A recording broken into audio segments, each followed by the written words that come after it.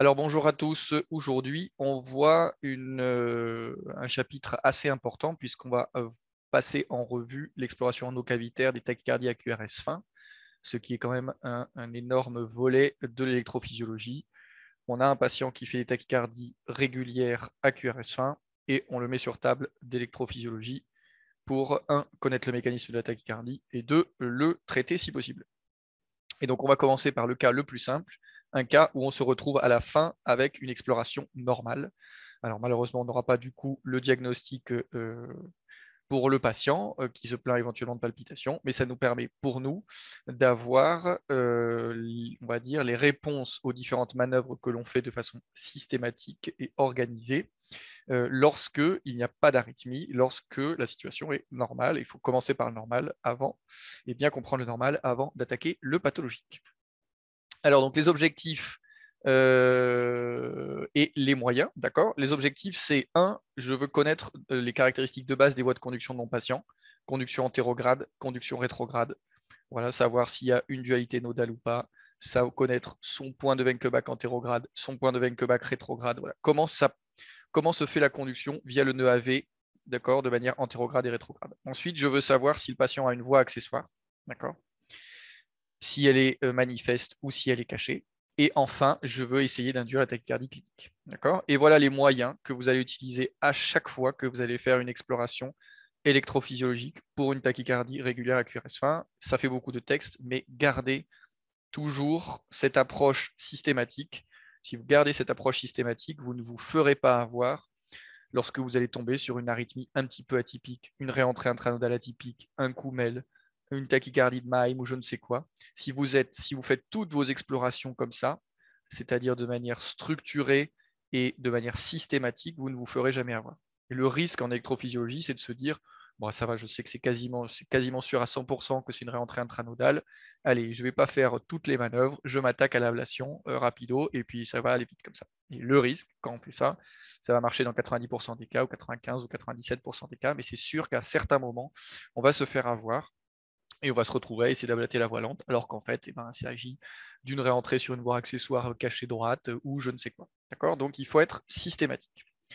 Premier moyen, d'abord, j'analyse le CG de repos. Toujours avant d'attaquer une exploration, on regarde le CG de repos. Est-ce que je vois une préexcitation ou pas?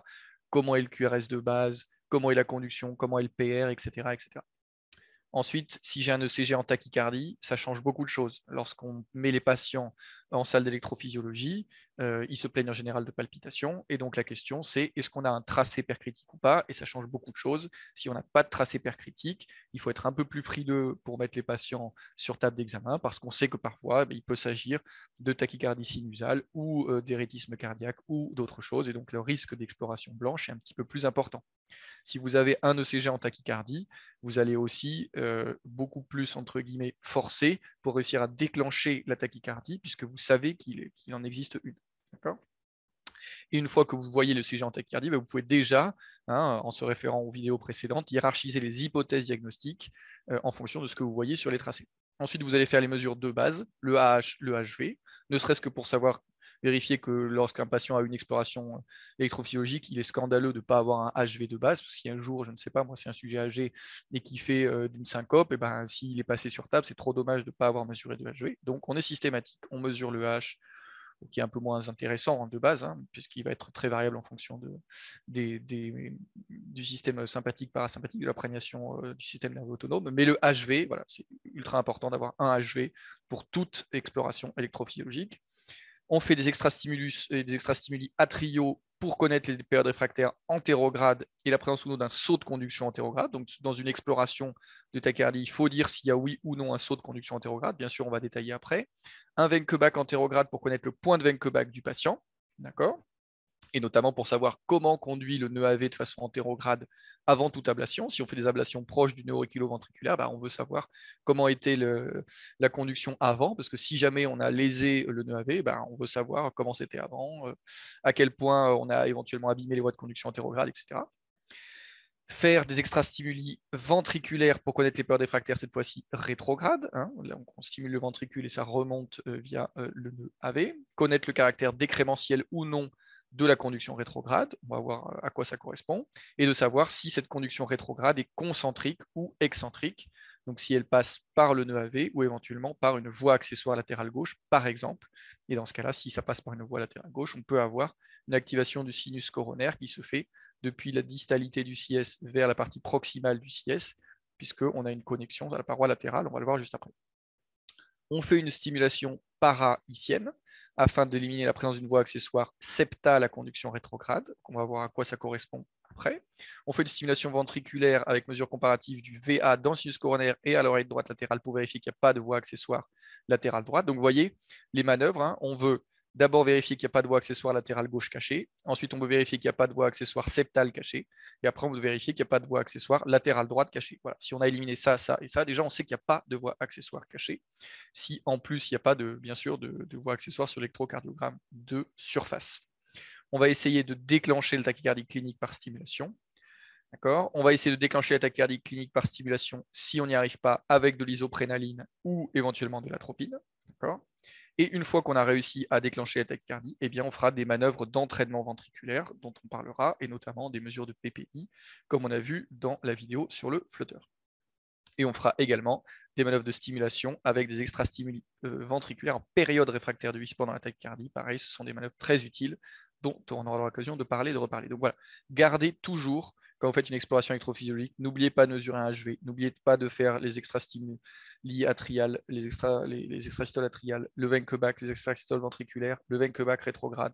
Voilà, la stimulation para-icienne, la stimulation ventriculaire droite. Si vous faites tout ça systématiquement, alors vous ne vous ferez jamais avoir. Voilà. Alors, donc on commence avec le cas clinique. Il s'agit d'un patient de 15 ans qui n'a pas d'antécédent, qui présente des palpitations de type Bouvray, qui durent quelques minutes. Malheureusement, on n'a pas de CG percritique disponible. Donc, comme je disais, hein, quand on met un patient sur table sans ECG percritique, moi je dis toujours aux patients, il faut savoir quand même que le risque d'exploration blanche est plus élevé. Exploration blanche, c'est-à-dire exploration où on ne trouve rien et on n'arrive pas à induire de tachycardie clinique, est plus élevé que lorsqu'on a un tracé percritique. Donc souvent, on essaie quand même de s'acharner à attraper un tracé percritique, d'autant plus que maintenant, on a des montres connectées et que ces montres connectées aident beaucoup pour ce type de problème. Donc on commence par analyser le CG de surface, pas d'anomalie, pas de préexcitation visible, d'accord, sur le CG de surface, ok. On place ensuite une sonde quadripolaire sur le IS, c'est le canal ici, d'accord, et une sonde dans le sinus coronaire. Okay, là, en l'occurrence, on stimule, voyez, le sinus coronaire à une fréquence lente et régulière, mais un petit peu plus rapide que le rythme sinusal, ce qui nous permet d'avoir un rythme constant, d'accord, et de ne pas dépendre des variations de la fréquence sinusale pour nos mesures. Et on mesure le HV, d'accord, petite précision au passage sur la mesure du HV, d'accord, lorsque vous faites des mesures de HV pour vos patients, vous prenez le CG en 12 dérivations, d'accord. Sur le CG 12 dérivations, vous prenez l'activation ventriculaire la plus précoce que vous trouvez, d'accord. Dans l'occurrence, c'est V1, V2, on voit bien la petite onde R en V1, la petite onde R en V2, donc on se met au début de l'onde R en V1, d'accord. Et le HV, c'est la mesure entre le H et le H, on prend le DPDT le plus raide, donc le moment où le DPDT, c'est la pente, hein, donc là, au moment où la pente est le plus raide, donc en gros le pic du IS, d'accord, ici en plein milieu, pam, et on veut le comparer au premier ventricule qui se dépolarise sur le CG de surface, d'accord, ou éventuellement en endocavitaire, mais en général le CG de surface c'est très bien, parce que l'endocavitaire souvent c'est un petit peu mou au départ, vous voyez, donc on prend là le tout début de l'onde R en V1. Voilà. C'est comme ça qu'on mesure un HV. Quand vous faites vos mesures de HV sur des branches gauches post-TAVI, des syncopes, etc., hein, on fait DPDT maximal et premier V qui se dépolarise en général sur le CG de surface. Donc c'est pour ça que c'est important de bien regarder le CG en 12D, parce que là, si vous aviez que le D2, par exemple, qui s'affiche, eh bien vous pourriez éventuellement vous tromper et majorer votre espace HV, d'accord, votre mesure du HV. Alors donc ensuite, on fait l'étape suivante, c'est-à-dire qu'on fait des extrasystoles atriales. Donc là, il faut bien comprendre ces différentes manœuvres, c'est assez essentiel pour comprendre. Donc, qu'est-ce qu'on fait? On a nos sondes qui sont comme tout à l'heure, le IS sur le IS, le sinus coronaire dans le sinus coronaire. On stimule depuis le sinus coronaire. En fait, peu importe, on pourrait stimuler de n'importe où depuis l'oreillette. L'idée, c'est de capturer l'oreillette. On stimule avec ce qu'on appelle un train à 600 millisecondes, donc 100 battements par minute. Et on va faire 4 ou 5 ou 6 stimulations à 600 battements par minute. Donc, on les a avant, je n'ai pas montré tout le train de stimulation. pour avoir une fréquence régulière au niveau de l'oreillette, ce qu'il faut, c'est être plus rapide que le rythme sinusal. Si le patient, par exemple, est à 110 battements par minute sinusale parce qu'il est stressé, évidemment, il faut que le train soit plus rapide que ça. Donc, on va mettre un train à 500 millisecondes, par exemple. Ce qu'on veut, c'est capturer l'oreillette de façon régulière. D'accord ? Et ensuite, boum, on va appliquer une extrasystole, d'accord, toujours sur le même canal, sur le sinus coronaire, avec un couplage. Le couplage, c'est le cycle entre le dernier battement du train et le battement d'extrasystole, ici à 270 millisecondes par exemple. Et on va mesurer les timings. Et on voit que le couplage va se réduire de 10 millisecondes en 10 millisecondes. Une des règles de base, c'est que la diminution doit se faire de 10 millisecondes en 10 millisecondes. Vous allez voir, quand on veut parler de saut de conduction ou de choses comme ça, il faut diminuer de 10 millisecondes en 10 millisecondes. C'est long, c'est un peu fastidieux, mais c'est important pour, si on veut être carré et bien pouvoir définir la présence d'un saut de conduction, bien de diminuer de 10 millisecondes en 10 millisecondes nos extrasystoles. Et qu'est-ce qui se passe? Eh bien, quand on fait une extrasystole, on stresse les voies de conduction, d'accord? Et plus l'extrasystole est précoce, plus on stresse les voies de conduction. Et donc, on va mesurer le AH. Vous voyez que là, il y a 3 composantes qu'on voit ici, même 4. L'artefact de stimulation ici, qui correspond à la stimulation par la sonde du sinus coronaire qui est, entre guillemets, entendue par la sonde sur le IS qui n'est pas si loin que ça. D'accord ? On voit l'oreillette, le A, on voit le potentiel de His et le ventricule. D'accord ? Et sur le His dit proximal, on voit l'oreillette, le ventricule, on ne voit pas le His puisque la sonde étant quadripolaire, on peut l'enregistrer en général que sur un des pôles. Parfois, on peut le voir sur les 2 pôles, mais là, en l'occurrence, on ne le voit que sur ce pôle-là. Et donc, on ne mesure pas, quand on veut savoir à quel point le nœud AV est stressé, on va mesurer l'intervalle AH entre l'oreillette et le His, puisque ce temps-là, qui correspond finalement à peu près à l'espace PR,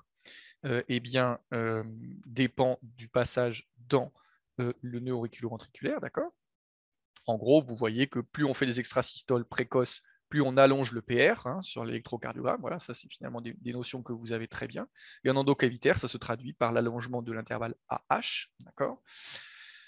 On ne mesure pas l'intervalle STIM-H parce que parfois, quand on stresse l'oreillette, parce que quand on va faire des extrasystoles de plus en plus courtes, eh bien, on va stresser et le nœud AV, mais aussi l'oreillette, d'accord ? Eh bien, parfois, on perd du temps entre le sinus coronaire et l'oreillette ici. On allonge l'intervalle STIM-oreillette. Et quand on veut parler de réentrée intranodale, ce n'est pas du tout éventuellement un petit décrément au sein de l'oreillette qui nous intéresse, c'est le décrément entre l'oreillette et le His, c'est-à-dire au niveau du nœud. Donc, c'est beaucoup plus pertinent de mesurer l'intervalle AH quand on fait ces extrasystoles que de mesurer l'intervalle stimulation-His. Et donc, qu'est-ce qu'on voit lorsqu'on mesure l'intervalle AH? On voit qu'à 270 millisecondes, cet intervalle est de 130 millisecondes. À 260 millisecondes, il est de 144 millisecondes. Donc, il s'allonge. Logique, puisqu'on est en train de stresser de plus en plus le nœud. 146 millisecondes, 148 millisecondes. D'accord ? Là, vous voyez que ça, c'est quelque chose qu'on voit assez souvent. On met notre petite sonde quadripolaire sur le His et malheureusement ou heureusement, eh bien, le cœur se contracte, bouge. Et donc là, par exemple, l'enregistrement du signal atrial est un petit peu perturbé au moment des extrasystoles. C'est assez classique, d'accord ?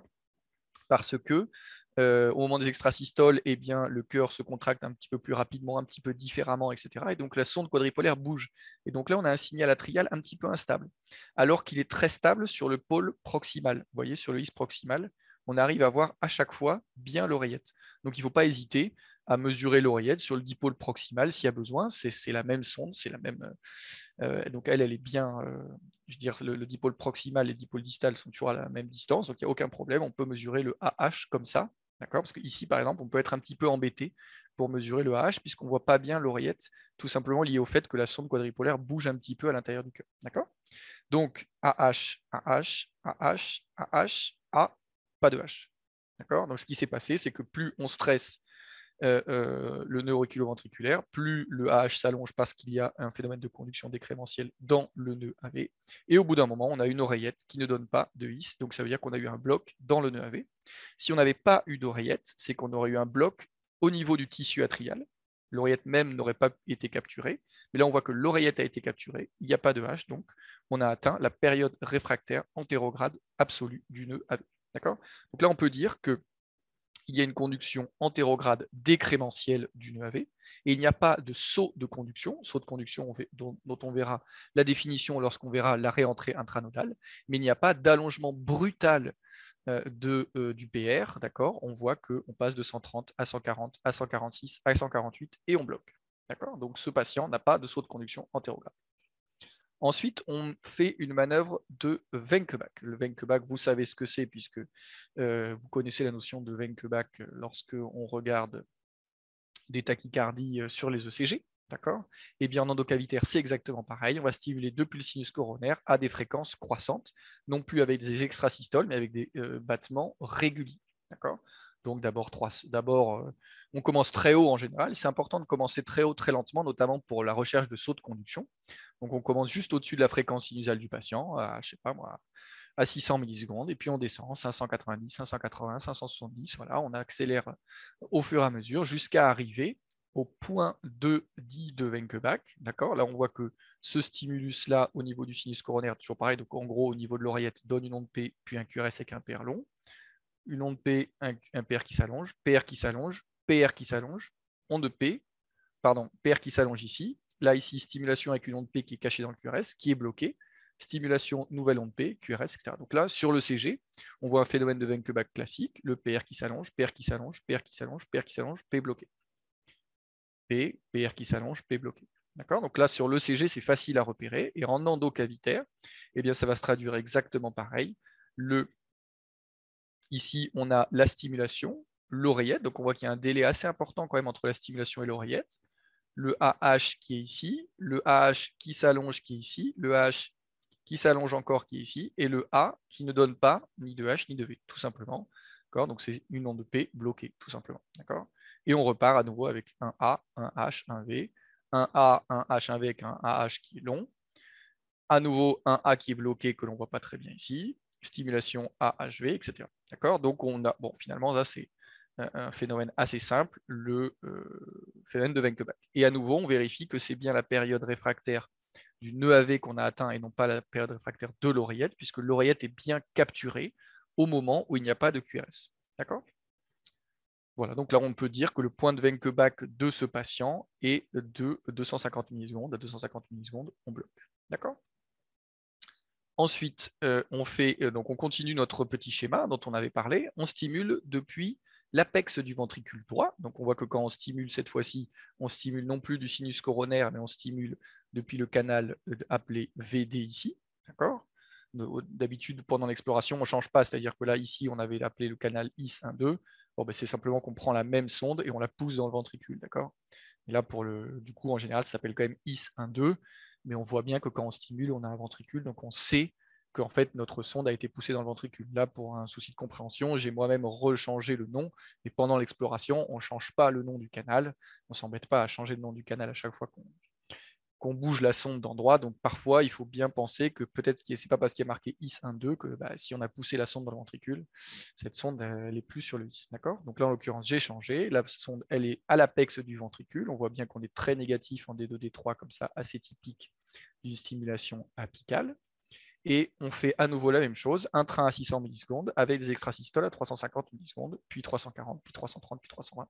À nouveau, il faut commencer assez haut. Je ne vous ai pas montré toutes celles qui commencent à 500 millisecondes, mais c'est important de commencer assez haut pour bien pouvoir vérifier s'il y a une conduction décrémentielle ou pas. D'accord. Et là, on voit que le sinus coronaire s'active de manière proximale à distale, d'accord, donc de façon concentrique. D'accord. On voit bien que le VA est stable ici, d'accord, sur le train. Et ensuite, on va mesurer le VA sur l'extrasystole et on va voir que ce VA, donc le temps de conduction rétrograde entre le ventricule et l'oreillette, en l'occurrence par le nœud auriculo-ventriculaire, est décrémentiel. Plus on stresse le nœud auriculo-ventriculaire en faisant des extrasystoles de plus en plus précoces, plus le nœud auriculo-ventriculaire va conduire de façon lente entre le ventricule et l'oreillette. D'accord. Jusqu'à bloquer. On va voir un V, donc on n'a pas atteint la période réfractaire du ventricule, on a bien atteint la période réfractaire du nœud AV rétrograde, puisqu'on a bien un ventricule qui est capturé, mais pas d'oreillette. D'accord. Donc là, on peut dire trois choses même. On peut dire que la stimulation ventriculaire avec les extrasystoles est décrémentielle, première chose, sans saut de conduction rétrograde, puisqu'à nouveau, il n'y a pas d'allongement brutal du VA lorsque on diminue progressivement l'intervalle de couplage. Donc 1, c'est décrémentiel, 2, c'est sans saut de conduction, et 3, la conduction rétrograde est concentrique avec un sinus proximal avant le sinus adistal. Et donc l'oreillette rétrograde est dépolarisée, soit depuis la droite, soit depuis le septum, mais elle n'est pas dépolarisée depuis la partie latérale de l'oreillette gauche, sinon on aurait le CS 1-2 en premier. Donc on peut dire qu'il n'y a pas, probablement pas, de voie accessoire, même certainement pas, de voie accessoire rétrograde latérale. Sinon, au moment du ventricule ici, ou sur un moment où on a un VA qui est très long, eh bien on aurait un CS 1-2 premier, puisque l'oreillette serait dépolarisée depuis la voie accessoire. D'accord ? Ensuite, on fait un Wenckebach rétrograde et à nouveau, on voit qu'on stimule donc, le ventricule à chaque fois à l'apex et on mesure le temps de conduction à l'oreillette qui s'allonge et qui bloque. Donc à nouveau, là, on confirme qu'il y a une conduction rétrograde décrémentielle sans saut concentrique avec un point de Wenckebach à 250 millisecondes. Ensuite, on fait la manœuvre de stimulation para-icienne. Ça, c'est une manœuvre qui est un petit peu complexe à comprendre. C'est la deuxième manœuvre complexe avec la mesure du PPI qu'on avait vu sur la vidéo du flotteur, d'accord, en électrophysiologie. Une fois que vous avez compris cette manœuvre-là, en fait, elle est très simple, mais il faut juste bien comprendre son concept, d'accord. On met une sonde dans le sinus coronaire et une sonde sur le is distal, d'accord. Donc on est au niveau ventriculaire, d'accord. Et il faut voir en gros pas d'oreillette sur votre sonde, un petit is et un très grand ventricule, d'accord. Donc vous savez que vous êtes sur la portion ventriculaire du is. Qu'est-ce qui va se passer?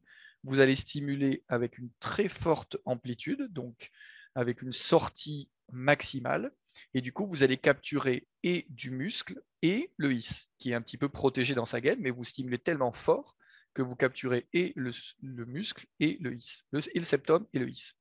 Et vous allez baisser progressivement l'amplitude, non pas la fréquence, mais l'amplitude de stimulation, jusqu'à perdre la capture du is et ne capturer plus que le muscle septal. Et vous allez en tirer des conclusions.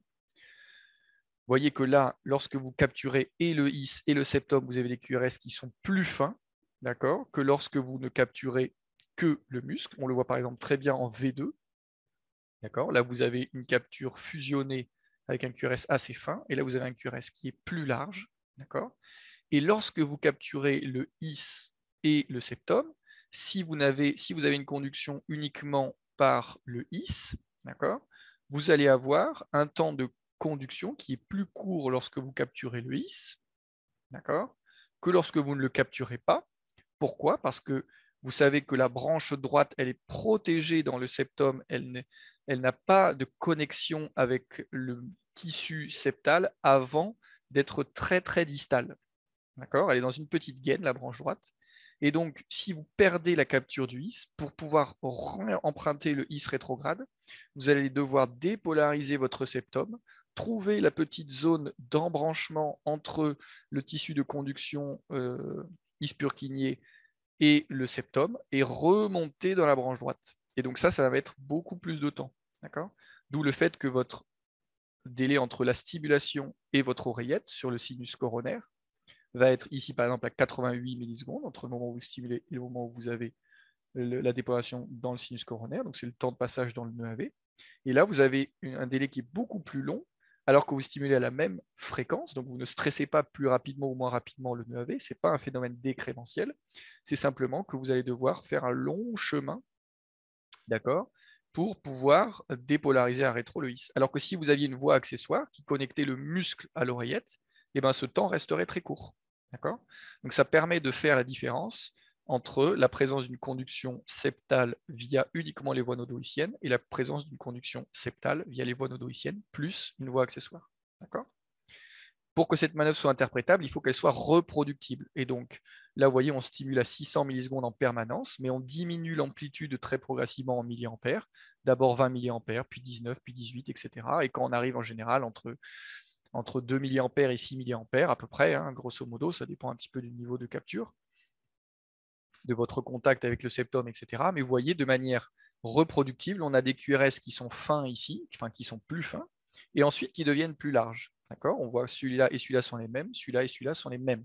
C'est hyper important que ce soit bien reproductible pour pouvoir interpréter une manœuvre de stimulation parahisienne. Et là, on voit que de façon reproductible, sur les QRS fins, on a 88 millisecondes, et sur les QRS larges, on a 130 millisecondes de façon très reproductible. D'accord? Et là, on peut en conclure. Donc, en général, on dit qu'il faut à peu près 40-50 millisecondes d'augmentation. Il n'y a pas de...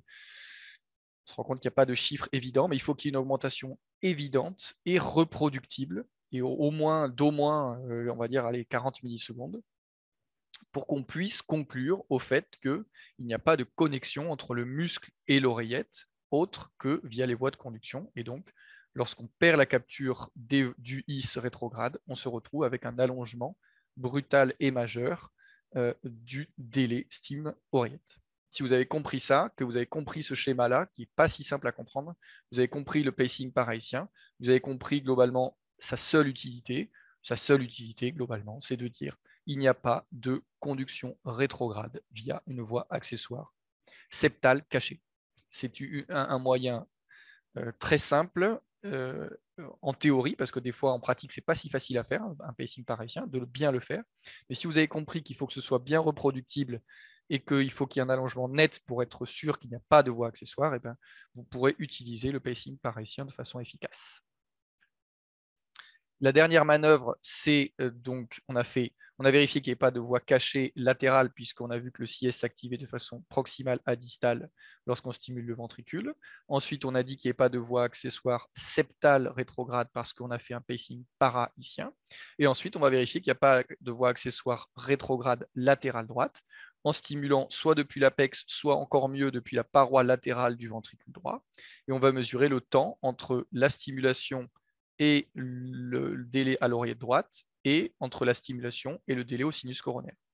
Vous, vous doutez bien que si jamais il y a une voie accessoire à droite, le délai stimulation oreillette droite va être plus court que le délai stimulation sinus coronaire si on est à la paroi latérale du ventricule droit, ou va être éventuellement à peu près égal si on stimule depuis l'apex pour venir d'ici ou pour venir ici. D'accord ? Alors que s'il n'y a pas de voie accessoire latérale droite, il est obligatoire de passer par ici pour atteindre l'oreillette droite, et donc vous aurez des délais plus courts entre la stimulation du ventricule et le sinus coronaire qu'entre la stimulation du ventricule et l'oreillette droite latérale. D'accord ? Là, je n'avais pas les tracés pour ce patient-là, mais vous avez très bien compris le principe. Si vous faites ces trois méthodes-là, vous serez sûr qu'il n'y a pas de voie rétrograde cachée latérale gauche, pas de voie rétrograde cachée septale, pas de voie rétrograde cachée latérale droite. Et vous savez aussi qu'il n'y a pas de voie antérograde, puisque lorsque vous avez fait vos manœuvres d'extrasystole, vous avez un allongement du PR avec des QRS qui restent fins. Donc vous n'avez pas démasqué de voie accessoire antérograde. Donc vous avez conclu, vous savez qu'il n'y a pas de voie accessoire chez ce patient. D'accord ? Ensuite, on essaie de déclencher la tachycardie clinique. Pour la déclencher, il y a différentes possibilités, mais globalement, on fait soit des extrasystoles atriales, soit des bursts d'extrastimuli depuis l'oreillette, depuis le ventricule. On verra quand on va parler de chacune des tachycardies les unes après les autres, comment on les induit les unes et les autres plus ou moins facilement. D'accord ? Chez ce patient-là, on n'arrive rien à déclencher. Du coup, on perfuse de l'isoprénaline. On voit que sous Isuprel, on monte le patient à 440 millisecondes, donc presque 140 battements par minute. Voilà, c'est 135 battements par minute. D'accord ? Donc le patient est en tachycardie sinusale sous Isuprel, et ça peut favoriser, notamment dans la réentrée intranodale, par exemple, le démarrage des tachycardies. Et donc on va faire des stimulations à nouveau avec des bursts dans l'oreillette, etc. Là, d'ailleurs, on voit que le point de Wenckebach s'est amélioré sous Isuprel, ce qui est parfaitement logique. On est désormais à 210 millisecondes de point de Wenckebach sous Isuprel. Hein. Donc on voit aussi que le point de Wenckebach, il dépend bien sûr du niveau d'innervation sympathique parasympathique.